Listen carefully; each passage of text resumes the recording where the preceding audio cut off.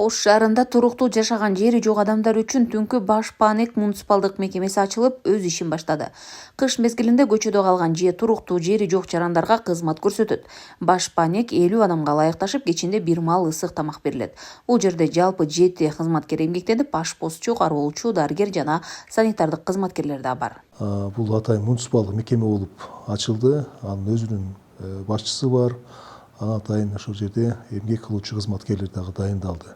Ал жерде жетекчиси, анан 2 тазалоочу, кароолчу, ашпозчу болуп каралды. Мунун шарты ушул кыш мезгилинде ошол көчөдө калган, туруктуу жашаган жери жок жарандар үчүн Баш Паанек болуп, ошо түнкү мезгилде ошол көчөдө тоңуп үшүп калбаш үчүн ошол жерге барышат. Кечки ысык тамак берилет, сөзсүз түрдө ысык тамак берилет.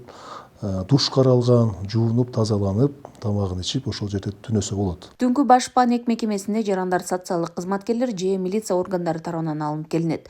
Мындан сырткары тез жардам кызматы аркылуу да жеткирилет. Түнөк үйгө келгендер алгач медициналык кароодон өткөрүлөт жана тазаланылат.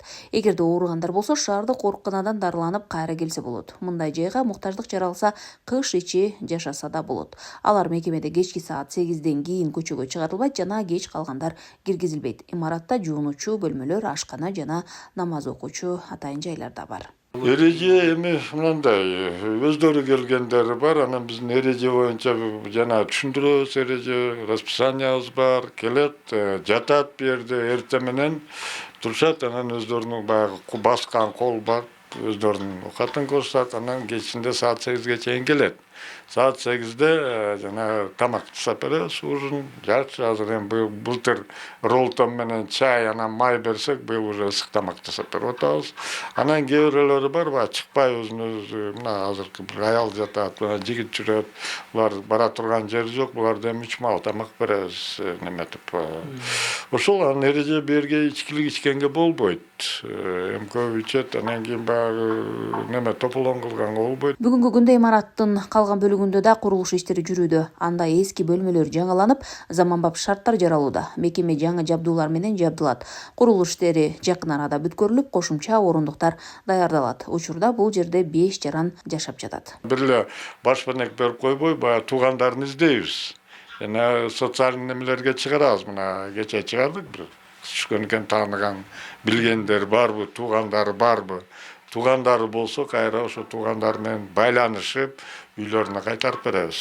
Мындай кишилер эми где-то жылына 5-6 кишини жиберебиз. Анан кээде баягы үй барлар келип калат.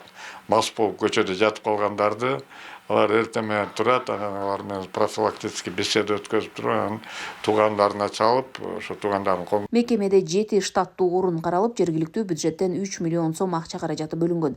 Ал ноябрь айынан тарта март айына чейин көчөдө калган жарандарды турак жай менен убактылуу камсыз кылуу кызматын көрсөтөт. Туруктуу жашаган жери жок адамдар үчүн түнкү Баш Паанек муниципалдык мекемесин түзүү ушул жылдын 10 октябрь күнү Ош шаардык кеңешинин сессиясында бир добуштан кабыл алынган. Мекеме Ош шаарындагы Атабаев көчөсүндө жайгашкан. Гүлжан Ажыматова, Алишер Мусажалил уулу, Ош шаары.